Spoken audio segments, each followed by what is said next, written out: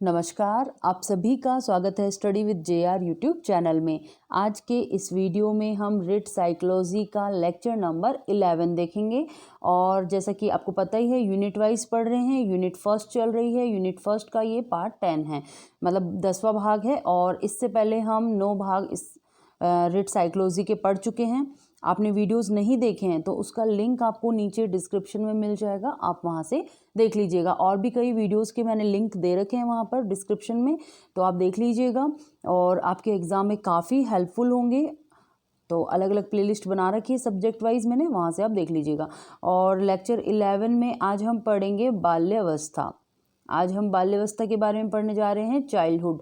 देखिए, जो विकास की विभिन्न अवस्थाएं हैं, इसमें वैसे तो स्टार्ट शिशुअवस्था से होती है, लेकिन हमने गर्भावस्था से स्टार्ट किया था। गर्भावस्था पहले, सबसे पहली अवस्था हमने पढ़ ली थी, क्योंकि बच्चे का विकास जो है ना, वो गर्भ से ही प्रारंभ हो जाता है। मतलब बच्चा जो माँ के पेट में होता है तब से ही उसका विकास होना शुरू हो जाता है। तो हमने सबसे पहले पढ़ी थी गर्भावस्था, ठीक है। इसके बाद हमने पढ़ी शेषावस्था, है ना। पहले नंबर पे हमने पढ़ी थी गर्भावस्था, दूसरे नंबर पे हमने पढ़ी थी शेषावस्था, और अब हम तीसरे नंबर पे आज स्टार्ट कर रहे हैं बाल्यावस्था, जिसे आप चाइल्डहुड बोलते हैं, ठीक है। नाम सुना होगा आपने, चाइल्डहुड या फिर बाल्यावस्था का जरूर से नाम सुना होगा। तो इस अवस्था के बारे में हम डिटेल में पढ़ेंगे आज।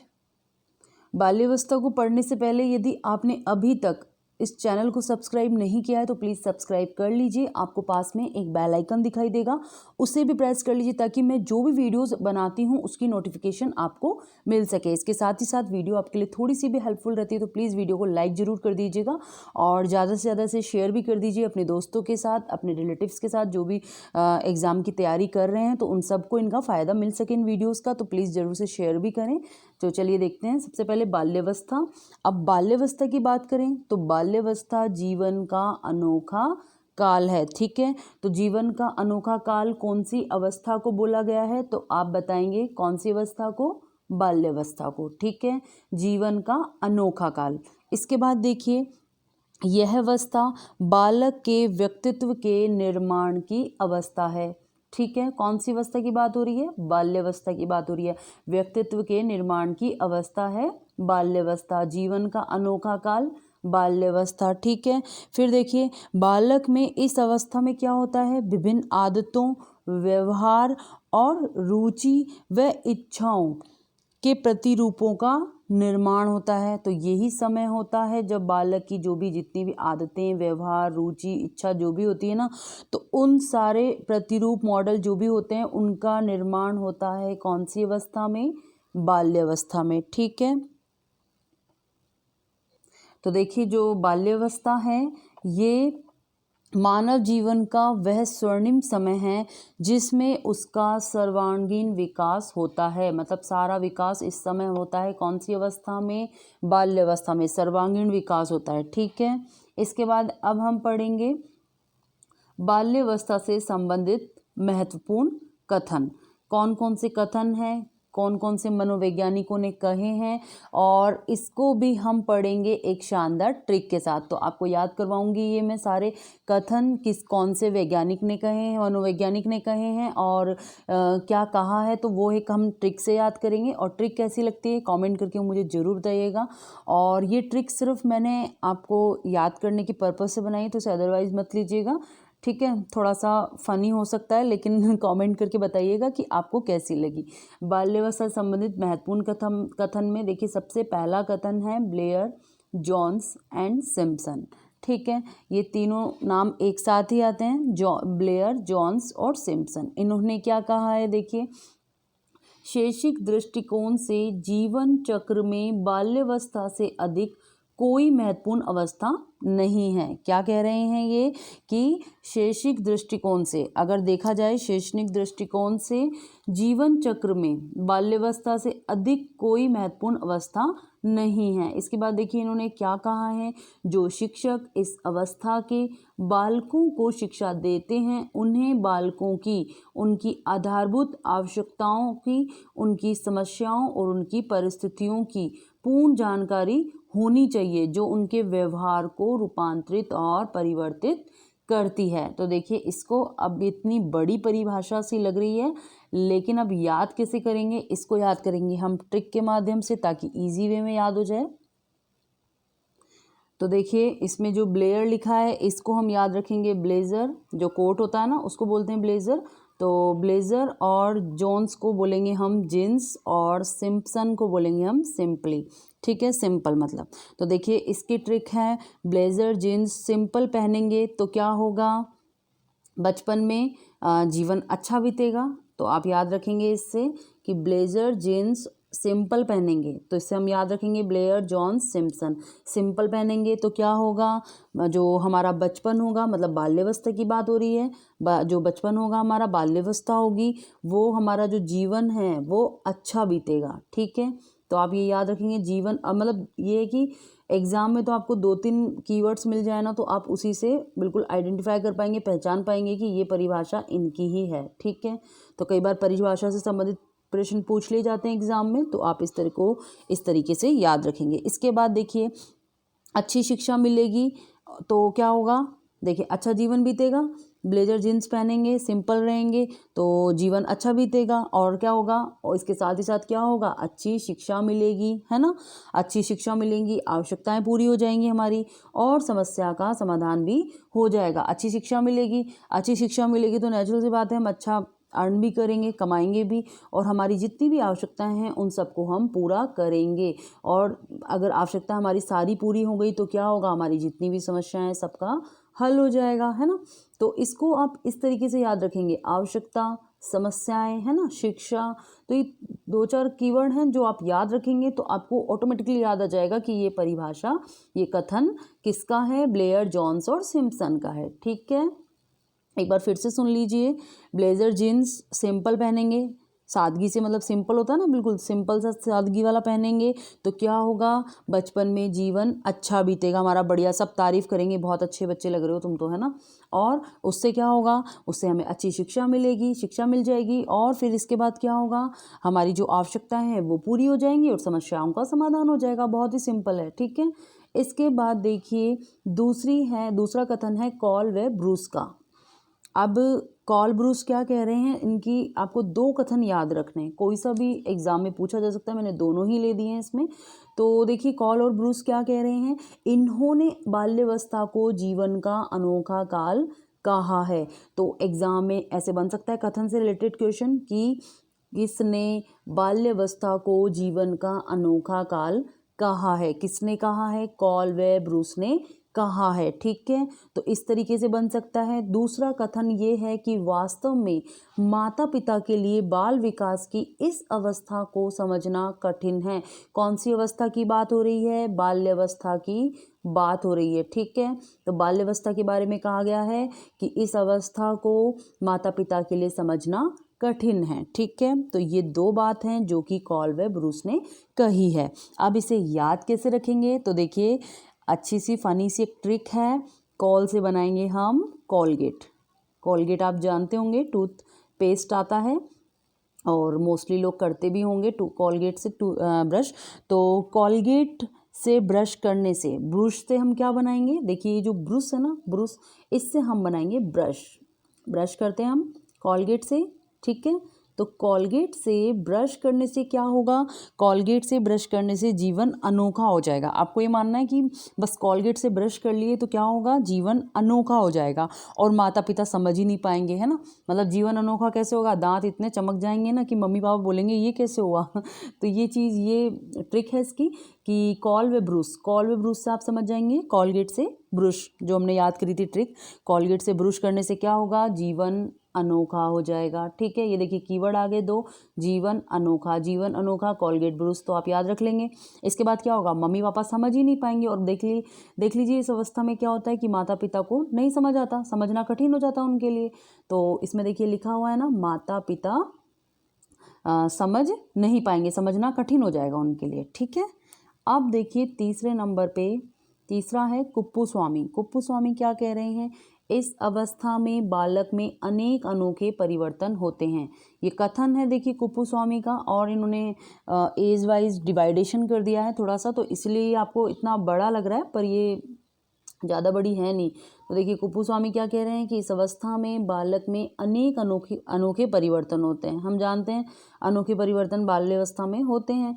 आप देखिए ये उदाहरण के लिए बता रहे हैं 6 वर्ष में, सबसे पहले इन्होंने बताया 6 वर्ष का, ठीक है। 6 वर्ष की आयु में क्या होता है, बालक का स्वभाव बहुत उग्र हो जाता है। 6 वर्ष की आयु में क्या हो जाता है, बालक का स्वभाव उग्र हो जाता है। इसके बाद देखिए वह लगभग सब बातों का उत्तर न या नहीं में देता है। उग्र हो गया बालक का स्वभाव 6 साल की उम्र में, और वो सारे आंसर किस में कर रहा है, न या नहीं में कर रहा है, ठीक है।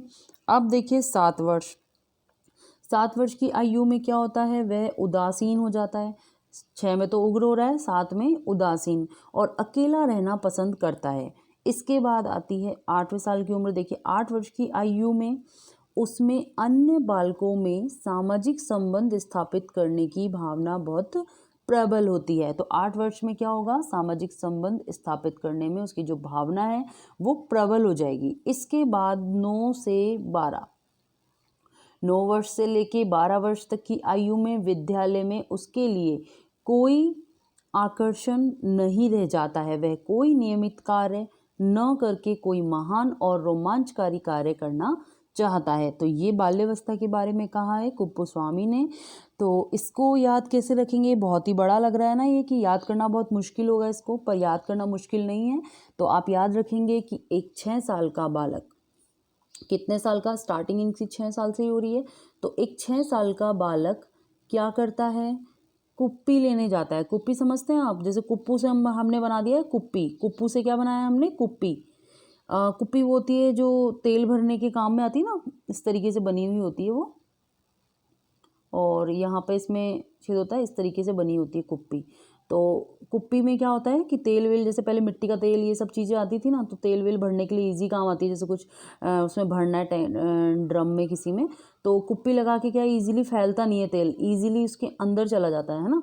आगे से तो उसका ब्रॉड होता है थोड़ा सा, और नीचे से एक छेद से पाइपलाइन होती है, वो उससे अंदर चला जाता है। तो पहले के टाइम में क्या होता था, जब गैस स्टोव नहीं थे उस समय पे, तो उस समय पे जो स्टोव आता था तो उस स्टोव में भरा जाता था मिट्टी का तेल, तो इसी टेक्निक से भरा जाता था, और आज भी यूज़ करते हैं। जैसे ऑयल जो काम होता है तेलों का, तो वहाँ यूज़ करते हैं। तो कुप्पू से आप याद रखेंगे कुप्पी, उसे बोला जाता है कुप्पी, ठीक है। तो कुप्पी से आप याद रखेंगे कुप्पू को, ठीक है। तो 6 साल का बालक क्या लेने गया, कुप्पी खरीदने गया। उसकी मम्मी ने कहा खरीद के ले आओ, तो वो खरीदने गया। अब इसके बाद देखिए क्या हुआ कि जब वो उसको घर लेकर आ गया तो वो ख़राब निकली, मतलब टूटी हुई निकली वो, है ना। अब वो उग्र हो गया, बालक को गुस्सा आएगा अगर वो कुप्पी खरीद के लाया है पैसे देकर और वो ख़राब निकल जाती है। अभी हम भी कोई चीज़ खरीद के लाते हैं और अगर वो ख़राब निकल जाती है तो गुस्सा आता है ना। ऐसे ही क्या हुआ, बालक को गुस्सा आ गया। बालक क्या हो गया, गुस्सा मतलब उग्र हो गया, है ना। उग्र से आप ये कीवर्ड याद रखेंगे। देखिए उग्र आया था 6 वर्ष में, क्या था, उग्र था। तो कुप्पी खरीद के लाया, कौन खरीद के लाया, बालक खरीद के लाया। 6 साल का बालक खरीद के लाया और उग्र हो गया। क्यों हो गया उग्र, वो टूटी हुई निकली। फिर क्या हुआ, वो उदास हो गया। अब उग्र हुआ पहले तो, फिर उसको लगा कि मैं तो गलत खरीद के लेकर आया हूँ, तो फिर वो उदास हो गया। उदास से आप वर्ड पकड़ेंगे उदासीन, ठीक है। इसके बाद क्या हुआ, फिर वह 8वें दिन गया, है ना। 7वें दिन तो वो उदास हो गया। 6 वर्ष का बालक कुप्पी खरीद के लाया और वो पहले तो उग्र हुआ कि ये ऐसे हो गई। अब दुकानदार के पास गया चेंज कराने, दुकानदार ने चेंज नहीं की। तो 7वें दिन गया वो दुकानदार से चेंज कराने, तो दुकानदार ने चेंज नहीं की, तो क्या हुआ, वो उदास हो गया। उदास होने के बाद क्या हुआ, 8वें दिन उसने क्या किया, अपने दोस्तों से बात करी कि ये इस तरीके से प्रॉब्लम हो गई है, ये ख़राब हो गई है और दुकानदार चेंज नहीं कर रहा है। तो यानी कि उसने दूसरे बालकों से बात करी, है ना, दोस्तों से संपर्क किया, यानी कि सामाजिक संबंध बनाए, दूसरे लोगों से बात की, सामाजिक संबंध बनाए। और फिर क्या हुआ, 9 से 12वें दिन में क्या हुआ, उसको कोई उपाय नहीं सूझा। विद्यालय गया, वो विद्यालय गया और विद्यालय में 9 से 12 दिन में भी उसको कोई उपाय नहीं सूझा। फिर उसने क्या सोचा कि मैं कोई ऐसा कार्य करता हूँ जो महान और रोमांचकारी हो, मतलब मैं कैसे करके इस कुप्पी को चेंज करवा दूँ और ऐसा कार्य करूँ जो कि महान हो और रोमांचकारी हो, जिससे मेरी मम्मी खुश हो जाए, है ना। तो इस तरीके से ये वर्ड हैं। एक तरह से ट्रिक काफ़ी लंबी हो गई है क्योंकि वर्ड भी इसमें काफ़ी ज़्यादा थे। तो आपको याद रखना है कि 6 साल का बालक कुप्पी खरीद के लाया और कुप्पी हो गई खराब, वो उग्र हुआ। दुकानदार ने 7वें दिन गया, दुकानदार ने चेंज नहीं की तो उदास हो गया। फिर उसके बाद क्या हुआ, 8वें दिन उसने दोस्तों से बात करी, सामाजिक संबंध बनाए और 9 से 12वें दिन में उसने सोचा कि मैं कैसे भी करके इसको चेंज कराऊं और कोई महान कार्य और रोमांचकारी कार्य करूं। ठीक है, इस तरीके से आप इसको याद रखेंगे। इसके बाद देखिए 4th नंबर पे है ब्लेयर, जॉन्स और सिम्पसन। वापस से इनका नाम आ गया, ब्लेयर, जॉन्स और सिम्पसन। तो इससे आप याद रखेंगे। पहले हम इसकी कथन पढ़ लेते हैं, क्या कहा है इन्होंने। देखिए, बाल्यावस्था वह काल है जब व्यक्ति के बुनियादी दृष्टिकोण, मूल्य तथा आदर्श एक बड़ी सीमा तक निरूपित किए जाते हैं। क्या कह रहे हैं कि बाल्यावस्था वह काल है, वह समय है जब व्यक्ति के बुनियादी दृष्टिकोण, जो भी व्यक्ति होता है उसके बुनियादी दृष्टिकोण होते हैं, मूल्य होते हैं, आदर्श होते हैं, वो एक बड़ी सीमा तक निरूपित किए जाते हैं। ठीक है, अब इसको कैसे याद रखेंगे। ब्लेयर से हमने याद रखा था ब्लेजर, जिसे कोट बोलते हैं ना, तो ब्लेजर जींस सिंपल होगी तो क्या होगा, दृष्टिकोण, मूल्य, आदर्श अच्छे होंगे। क्या होगा, दृष्टिकोण लोगों का अच्छा होगा। अगर आप देखिए जींस अगर सिंपल सोवर अगर पहनते हैं तो बिल्कुल जो लोग देखते हैं उनका दृष्टिकोण अच्छा होता है ना। और वो जो व्यक्ति पहनता है उसके मूल्य और आदर्श अच्छे माने जाते हैं। तो आप ये इस तरीके से टेक्निक से इसको याद कर लेंगे। ठीक है, इसके बाद देखिए 5वां है स्ट्रेंग। स्ट्रेंग क्या कह रहे हैं, ऐसा शायद ही कोई खेल हो जिसे 10 वर्ष के बालक ना खेलते हों। स्ट्रेंग क्या कह रहे हैं कि ऐसा शायद ही कोई खेल हो जिसे 10 वर्ष के बालक ना खेलते हों। तो देखिए इससे आप याद रखेंगे, स्ट्रेंग से याद रखेंगे टैंग। टैंग जानते हैं आप, जैसे रसना आता है ना पीने के लिए, तो वैसे ही एक टैंग आता है ना, अलग अलग फ्लेवर में। तो इससे हम याद रखेंगे टैंग जो पीने वाला रसना की तरह ही होता है ये। तो टैंग पीकर 10 साल का बच्चा खेलने गया। बहुत सिंपल लाइन है, टैंग पीकर एनर्जी मिल गई और 10 साल का बच्चा कहाँ चला गया, खेलने चला गया। तो इससे आपको देखिए कीवर्ड मिल गया, 10 वर्ष, बालक, खेलने, है ना, खेल मिल गया और टैंग मिल गया। ठीक है, टैंग से आप समझ जाएंगे स्ट्रेंग की बात हो रही है। ठीक है, इसके बाद देखिए 6ठा है कॉल्सनिक। कॉल्सनिक क्या कह रहे हैं कि बालक को आनंद प्रदान करने वाली सरल कहानियों द्वारा नैतिक शिक्षा दी जानी चाहिए। बहुत ही सिंपल लाइन बोली है इन्होंने कि कॉल्सनिक कह रहे हैं कि जो बालक होता है तो उसको आनंद प्रदान करने वाली सरल कहानियाँ, इसके द्वारा नैतिक शिक्षा दी जानी चाहिए। अब इसको याद कैसे करेंगे, इसको याद करने की ट्रिक है, बालक ने कॉल की सोनू को, बालक की बात हो रही है, बालक ने कॉल, सनिक से याद रखेंगे आप, कॉल जो कॉल करते हैं ना, हम फ़ोन करते हैं किसी को, तो बालक ने कॉल की किसको, सनिक से याद रखेंगे सोनू। ठीक है, सोनू से आप याद रखेंगे कि सनिक की बात हो रही है। कॉल सनिक एक ही है वैसे ये, तो इसको अलग अलग मैंने डिवाइडेशन किया ताकि कॉल से अकेले आप समझ ना पाएँ, तो इसीलिए आप दोनों आइडेंटिफाई कर पाएँ। तो बालक ने कॉल की सोनू को अच्छी कहानियाँ और नैतिक शिक्षा के लिए। ठीक है, बालक ने किसको कॉल किया, बालक ने कॉल किया सोनू को अच्छी कहानियों और नैतिक शिक्षा के लिए। ठीक है, इसके बाद देखिए 7वें नंबर पे है रॉस। रॉस क्या कह रहे हैं, बाल्यावस्था मिथ्या परिपक्वता का काल है। रॉस क्या कह रहे हैं कि जो बाल्यावस्था है ये मिथ्या परिपक्वता का काल है। तो देखिए इससे रॉस से याद रखेंगे आप टॉस। टॉस सभी खाते होंगे, जानते भी होंगे, है ना, टॉस को। तो टॉस खाकर बालक ने मिट्ठू के साथ पकड़म पकड़ाई खेली। अब ये मिथ्या से आप याद रखेंगे इसको, मिट्ठू से, मिट्ठू या मिट्ठू बोल लीजिए, तोते को बोलते हैं ना मिट्ठू, तो उसको तोतला करके बोलिए थोड़ा सा, मिट्ठू। तो मिट्ठू के साथ क्या, पकड़म पकड़ाई खेली। परिपक्वता से आप याद रखेंगे पकड़म पकड़ाई। ठीक है, इसके बाद देखिए 8वें नंबर पे कॉल व ब्रुश। वापस से कॉलगेट और ब्रश का नाम आ गया, कॉल और ब्रुश। 6 से 12 वर्ष की अवधि की एक अपूर्व विशेषता है, मानसिक रुचियों में स्पष्ट परिवर्तन। अब ये आप इसको अदरवाइज मत लीजिएगा, ये याद कराने के पर्पज से ही करवाई जा रही है ना, तो अदरवाइज नहीं लीजिएगा। तो देखिए कॉल व ब्रुश 6 से 12 वर्ष की अवधि की एक अपूर्व विशेषता है, मानसिक रुचियों में स्पष्ट परिवर्तन, ये कहा है कॉल व ब्रुश ने। ठीक है, अब इसे याद क्या करेंगे कि कॉलगेट से ब्रश करने से क्या होगा, 6 से 12 दिन तक माइंड फ्रेश रहेगा। पहले हमने कॉलगेट से ब्रश किया था ना, पहले वाले में आया था नाम इसका, तो 6 से 12 दिन तक क्या रहेगा, माइंड फ्रेश रहेगा। माइंड से आप इसका हिंदी अर्थ करके निकाल लेंगे, मानसिक, माइंड, माइंड की बात हो रही है, दिमाग की बात हो रही है, और दिमाग में कहाँ से सोचते हैं हम, है ना, दिमाग में क्या चीज़ होती है, मानसिक क्रिया होती है ना। तो मानसिक से आप याद रख लेंगे, मानसिक रुचियों में स्पष्ट परिवर्तन, किसने कहा, कॉलवे ब्रूस ने। और 6 से 12 वर्ष, 6 से 12 दिन तक मतलब आप याद रख लेंगे 6 से 12 वर्ष, ठीक है। इसके बाद देखिए 90वें नंबर पे है क्रो व क्रो। क्रो व क्रो क्या कह रहे हैं, बाल्यावस्था के संपूर्ण वर्षों में संवेगों की अभिव्यक्ति में निरंतर परिवर्तन होते रहते हैं। क्या कह रहे हैं क्रो एंड क्रो, कि बाल्यावस्था के संपूर्ण वर्षों में संवेगों की अभिव्यक्ति में निरंतर परिवर्तन होते रहते हैं। संवेग यानी इमोशंस में, है ना।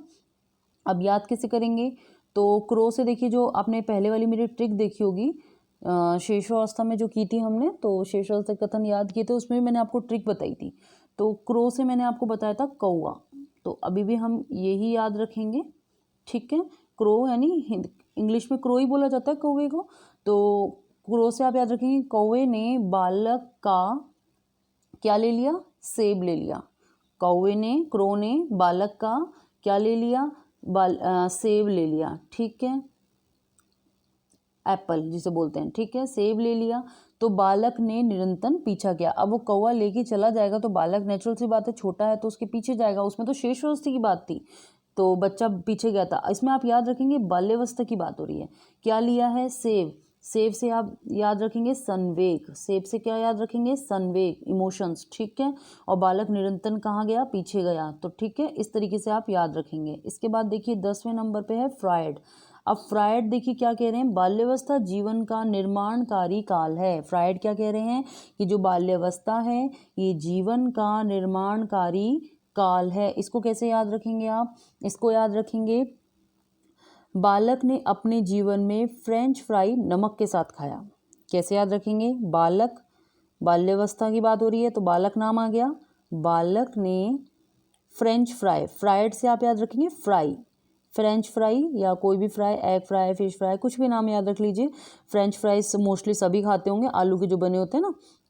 तो बालक ने फ्रेंच फ्राइज अपने जीवन में नमक के साथ खाया। अब निर्माणकारी को आप याद रखेंगे नमक, ठीक है, नमक से, नौ से याद रख लेंगे, नमक की बात आ रही है तो निर्माणकारी, ठीक है। तो बालक ने फ्रेंच फ्राइज जो अपने जीवन में नमक के साथ खाए, ठीक है। आपको बिल्कुल क्लिक हो जाएगा, जैसे ही आप ये याद रखेंगे ना तो तुरंत एग्जाम में क्लिक हो जाएगा, बस याद रखना है थोड़ा सा। इसके बाद देखिए 11 नंबर पे किलपैट्रिक। किलपैट्रिक क्या कह रहे हैं कि बाल्यावस्था प्रतिद्वंदात्मक समाजीकरण का काल है। किलपैट्रिक क्या कह रहे हैं कि बाल्यावस्था प्रतिद्वंदात्मक समाजीकरण का काल है। इसको कैसे याद रखेंगे, इसको किलपैट्रिक को, जो किल है ना, इसको बोलेंगे आप कल। कल बालक ने पेट्रोल के लिए द्वंद्व किया, द्वंद्व यानी लड़ाई, द्वंद्व किया, ठीक है। यानी बालक ने कल पेट्रोल के लिए, पैट्रिक से क्या याद रखेंगे आप, पेट्रोल, ठीक है। इसका कीवर्ड लेंगे आप, जैसे ही आपको दिमाग में आएगा कि कल बालक ने पेट्रोल के लिए द्वंद्व किया था, पेट्रोल के लिए लड़ाई की थी, तो किलपैट्रिक, बाल्यावस्था की बात आ गई और द्वंद्वात्मक कीवर्ड इसी में आ रहा है, और ये कौन कह रहे हैं, किलपैट्रिक कह रहे हैं, ठीक है। तो इस तरीके से आपको ये याद आ जाएगा। तो इस प्रकार से मैंने ट्रिक के माध्यम से आपको ये कथन याद कराने की कोशिश की है। उम्मीद करती हूँ आपको अच्छी लगी होगी, और अच्छी लगी तो प्लीज़ कमेंट करके ज़रूर बताएं कि आपको कैसी लग रही हैं ये ट्रिक्स। तो इसी तरीके से और भी वीडियोस बनाऊंगी मैं, अगर आपको अच्छी लगेंगी ट्रिक तो। और जैसा कि आपको पता ही है कि हमारे इस चैनल पर जो रिट साइकोलॉजी पढ़ाई जा रही है, तो उसके लिए एक क्विज़ स्टार्ट कर रखी है हमने 50 क्वेश्चंस की, 50 प्रश्नों की। तो उसमें अब तक मैंने 5 प्रश्न पूछ लिए हैं और 6ठा प्रश्न आज पूछ रही हूँ। ये मैं स्टार्टिंग में ही पूछती हूँ, एक्चुअली मैं भूल गई थी स्टार्टिंग में पूछना, तो अब पूछ रही हूँ। क्वेश्चन नंबर 6 है ये, और टोटल 5 जो 5 क्वेश्चन हैं वो मैं पहले की वीडियोज़ में पूछ चुकी हूँ, साइकोलॉजी के जो वीडियो बनाए थे। तो 6ठे नंबर का प्रश्न सुनिए और आप इसका भी आंसर मुझे नीचे कमेंट करके बताइएगा। कि क्वेश्चन है, नवजात शिशु में हड्डियों की संख्या होती है, नवजात शिशु में हड्डियों की संख्या कितनी होती है। ऑप्शन सुन लीजिए, अ है 206, ऑप्शन ब है 207, और ऑप्शन स है 270, और ऑप्शन द है 350। तो तो इसका आंसर आपको मुझे नीचे कमेंट करके बताना है कौन सा आंसर इसका सही है। क्वेश्चन सुन लीजिए, नवजात शिशु में हड्डियों की संख्या कितनी होती है? ठीक है, हड्डियों की संख्या आपको बतानी है नवजात शिशु में कितनी होती है, 206, 207, 270 या 350। इसका आंसर आप मुझे नीचे कमेंट करके बताएंगे। और वीडियो अच्छी लगी तो प्लीज़ वीडियो को लाइक कर दीजिए। मिलते हैं नेक्स्ट वीडियो में। धन्यवाद।